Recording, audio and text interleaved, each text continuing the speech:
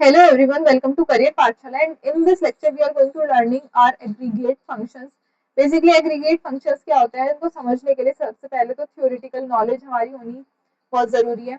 तो अपना पीडीएफ हमने ओपन कर लिया है। तो इसमें डेफिनेशन क्या लिखी है aggregate functions की, perform a calculation on a set of values and return a single value।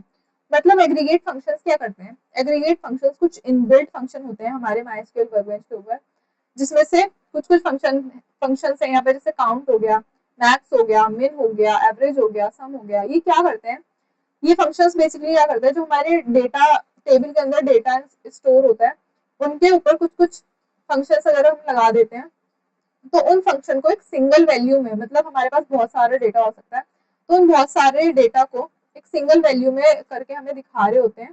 तो इनको अभी हम प्रैक्टिकली करके देखेंगे, और अभी के लिए हम करने वाले हैं, अभी के लिए हम चलते हैं अपने माइस्क्यूएल वर्कबेंच के ऊपर।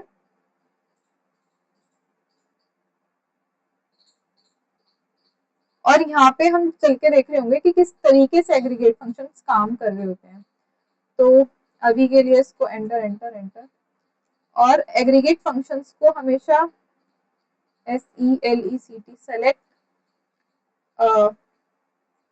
हमने पढ़ा था, बहुत सारे फंक्शंस हमने पढ़े थे, तो अभी के लिए हम मैथ्स वाले फंक्शंस को यूज करने वाले हैं।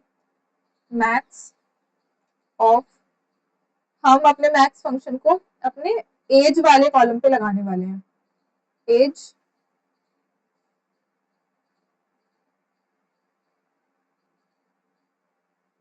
फ्रॉम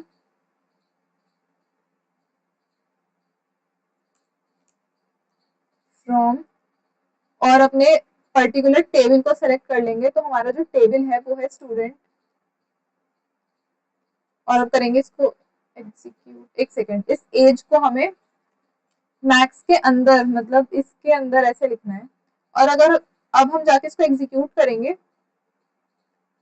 तो हमें क्या दिखा, हमें हमने क्या करा, अपने एज वाले कॉलम के ऊपर हमने एग्रीगेट फंक्शन को लगाया। उस एग्रीगेट फंक्शन को हमने मैक्स वाले एग्रीगेट फंक्शन को लगाया। उसने क्या किया, जो एज वाले कॉलम में से सबसे मैक्सिमम वाली एज थी वो हमें लाके दिखा दी।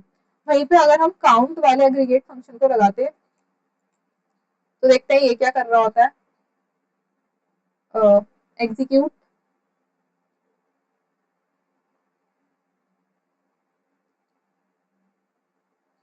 तो काउंट वाला एग्रीगेट फंक्शन हमारे लिए नंबर ऑफ रोज, मतलब नंबर ऑफ जो भी डेटा है कॉलम का, पर्टिकुलर कॉलम का डेटा कितनी नंबर ऑफ टपल्स में आ रहा है वो सारा हमारे लिए काउंट करके दे रहा होता है।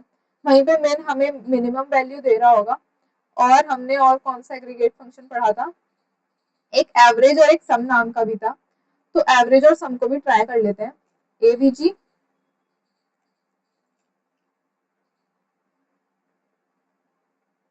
एवीजी